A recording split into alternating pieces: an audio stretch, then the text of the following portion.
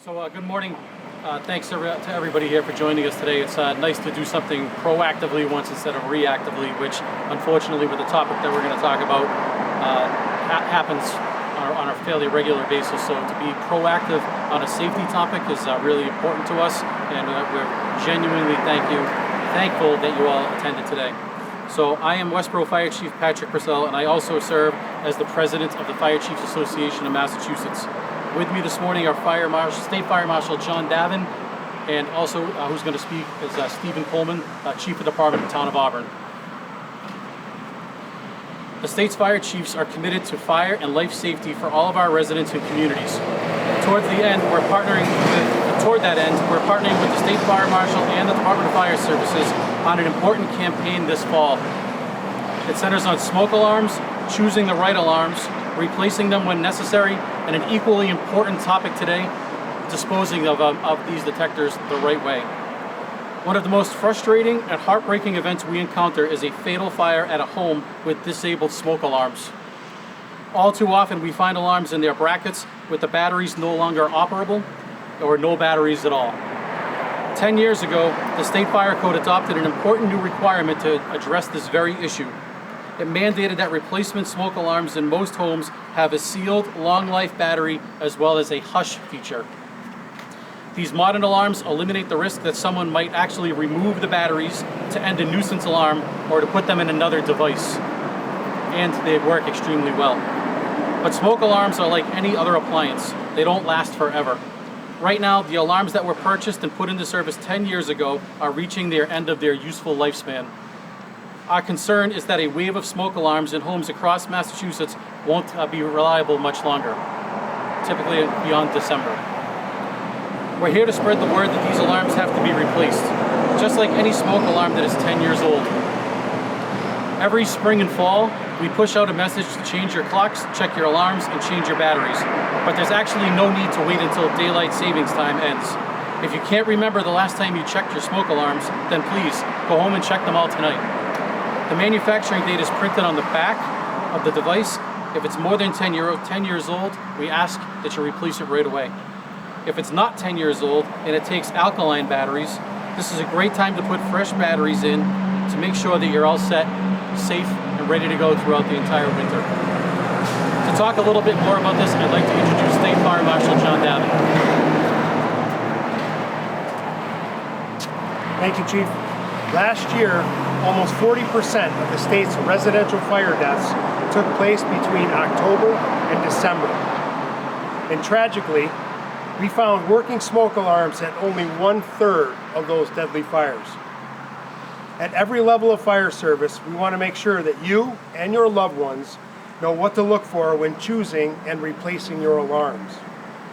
First, choose a new alarm from a well-known national brand.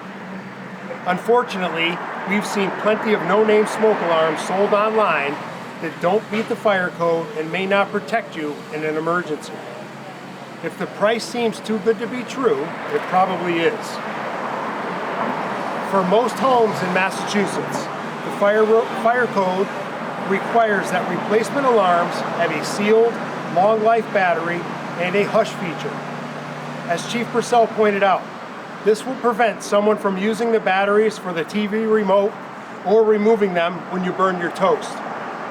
As an added benefit, using these alarms means you won't have to change the batteries for 10 years. We strongly recommend alarms that meet the UL standard 217 8th edition or later.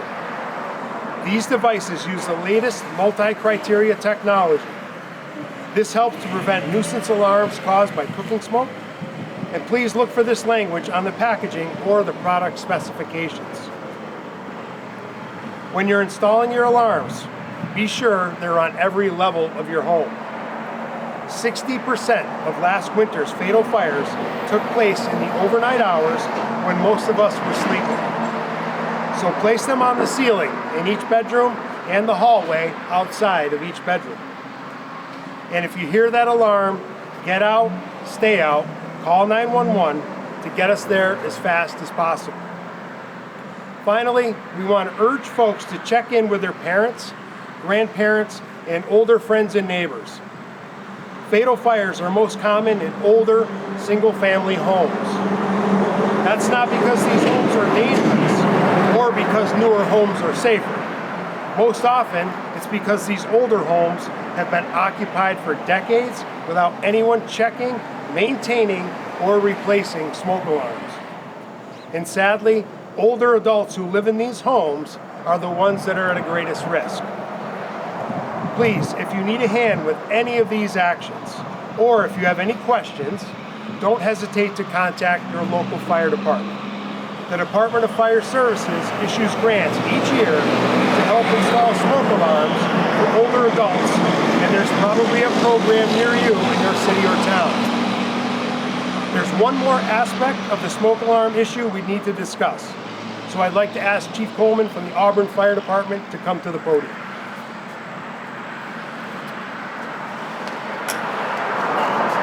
Thank you, Marshal Gavin. We've talked a lot today about replacing our alarms as they reach their expiration date, but we also need to address disposing of the old ones. When it comes time to get rid of your outdated alarms, we ask the public to please do it responsibly. Alarms with sealed batteries, like the ones that Chief Purcell and Marshal Gavin mentioned, use lithium-ion batteries. These batteries are everywhere, and they power hundreds of devices that you use at home, work, and school. In fact, this year's theme for Fire Prevention Week, which began this past Sunday, is dedicated to lithium-ion batteries. These batteries have a high energy density, meaning they pack a lot of power into a very small device. If they're damaged, they can go into what's called thermal runaway, a rapid, violent chain reaction with sparks, flames, and even explosions. That's why sealed battery smoke alarms should not go into your household trash or recycling. If they're crushed or punctured in a compactor truck or at a transfer station, they could cause a fire that's very difficult to extinguish. As lithium-ion batteries have become more common, we have started to see more fires in these trash and transfer stations. And it's a safe bet that the root cause is battery damage. Most communities offer some type of hazardous waste collection events throughout the year. This is the perfect place to bring your sealed battery alarms and other lithium-ion devices. You can also go online to find a safe battery recycling location near you. Visit www.calltorecycle.org. That's CALL, the number 2, recycle.org. Working smoke alarms can be the difference between life and death. I want to thank FCAM and DFS for drawing attention to this important issue. And I really want to thank you, our friends in the media, for covering it. Let's not wait for the next tragedy to strike. Let's reach everyone in Massachusetts with this urgent message. Working smoke detectors save lives. We can answer any questions that you might have. Thank you. I have a quick question. Thank you for doing this. This is a wonderful thing you're doing, as I was saying to that funky over there. It's very important. It's a tragic when that happens. Someone dies because of a fire alarm doesn't work. Let's say myself, I want to go to Westborough or Target right now on the way back to Worcester. Is there any specific, not to pick on a personal brand, is there a specific kind that I should buy or not buy? Because you get what you pay for, and I mean, is everything at Walmart and Target worth running in my home for safety, or is there things I should avoid? No, and that's a great question. So you want to look for a smoke alarm that's been tested by a nationally recognized testing company like UL or Intertech/ETL. So if you can find those detectors that have been tested by those outside agencies, those are the ones we recommend. So UL or Intertech/ETL. Those are the ones you want to look for. So if they weren't tested by them, I should avoid those. Correct. Thank you.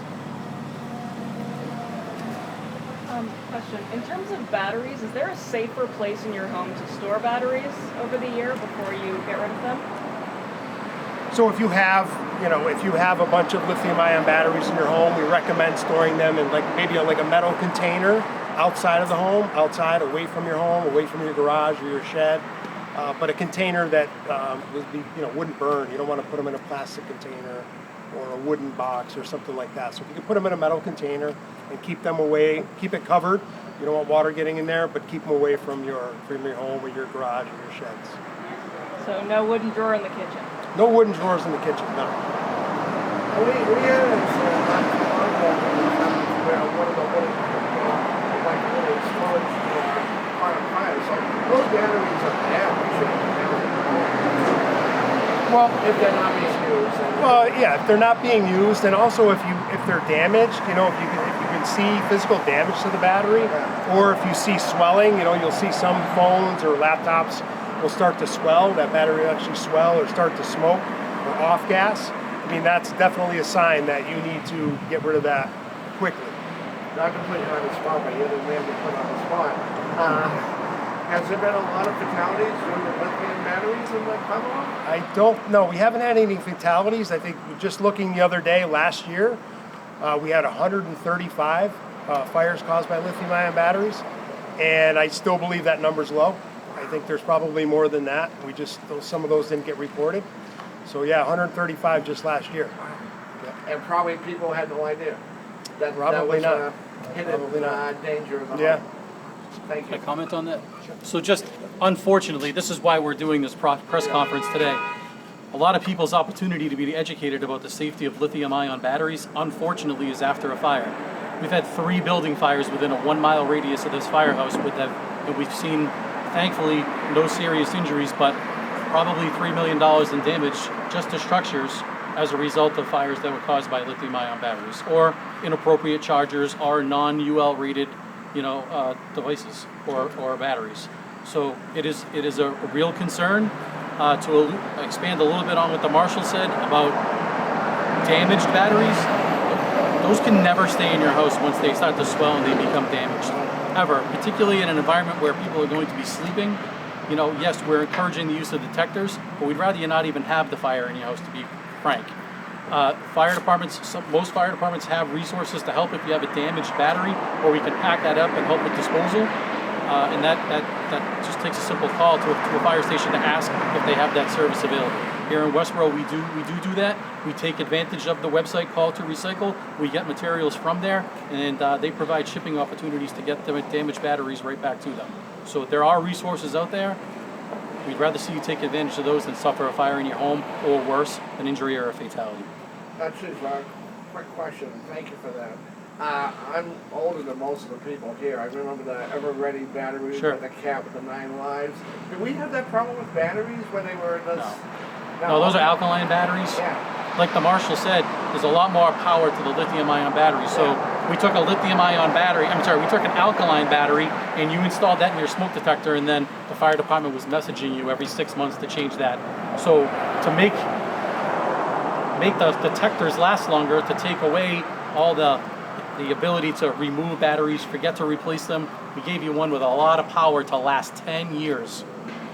That anniversary is coming up from when they were first put out there in December. I believe December 4th or 5th is the anniversary of the introduction of that 10-year sealed battery, which is why we're doing this press conference now. We really want to get that message out, because when they start to fail, we don't want them to go into your trash, get damaged, start fires in homes. We want people to be safe. Genuinely want them to be safe. Just one more, while we're talking about the lithium-ion batteries, our Department of Fire Services webpage has a wealth of information about lithium-ion batteries for the folks in the Commonwealth, so they can go there and find all this information that we spoke about today. And I think one of the last things I just want to say about that is when you're charging devices, use the charger that was sold with the product. We're seeing a lot of fires where folks are buying the aftermarket chargers to charge their devices, and that's starting to cause fires because they don't match up. So that's one of the messages we're trying to get out there too. The bottom line, we shouldn't cut corners. Exactly. Don't cut corners.